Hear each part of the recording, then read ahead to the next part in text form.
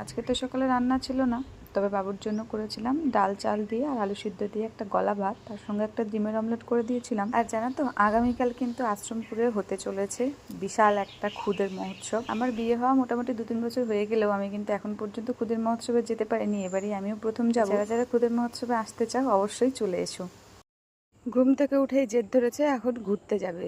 ওকে এখনো খাওয়ানো হয়নি, জামা কাপড় পরানো হয়নি, কিন্তু কিছুই করবে না। এখন বাবু মশাই ঘুরতে যাবে জেদ ধরেছে। মা তো বাড়িতে নেই, সেই দুপুরে ওই যেই বাড়িতে অনুষ্ঠান হবে, মানে আগামীকাল যে খুদের মহোৎসবটা হবে সেই বাড়িতে গেছে। ওই বাড়িতে তো আজকে অনেক কাজ আছে, সেগুলোই যে বাড়িতে অনুষ্ঠান হবে সেটা কিন্তু আমাদের বাড়ির খুব কাছেই, আর সবাই মিলেই করে। বাবুকে ছেড়ে দিয়ে তো খাবার বানানোটা সম্ভব না, ও যেতে এখন একটু একটু হাঁটতে শিখেছে আর গুড় করে বেড়ায়। মাকে ফোন করলাম, মা বললো এই তো হয়ে গেছে, আমি এখনই বাড়িতে আসছি। তারপর আমি, বাবু আর টিয়া পাখি একটুখানি এদিক ওদিক হাঁটাহুটি করলাম। তারপর মা চলে এসেছিল। দুই ভাই বোনের জন্য টিফিনে করেছিলাম একটুখানি সুজির প্যানকেক, তো পুচকি খেয়ে খেলতে চলে গেছে। আর বাবুকেও খাইয়ে রেডি করে দিয়েছি। এখন বাবা ওকে নিয়ে সাইকেল নিয়ে একটুখানি এদিক ওদিক ঘোরাঘুরি করবে। বাবা তো বাবুকে নিয়ে ঘুরতে গেছে আর জলের বোতলটা নিয়ে যেতে ভুলে গেছে।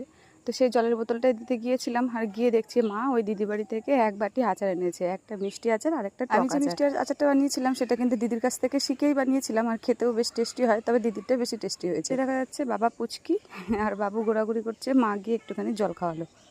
আগেকার কোনো এক্সপিরিয়েন্স নেই পাটিসাপটা, শুধু ওই বানাতেই দেখেছি। তবে জীবনে আজকে প্রথম পাটিসাপটা বানালাম।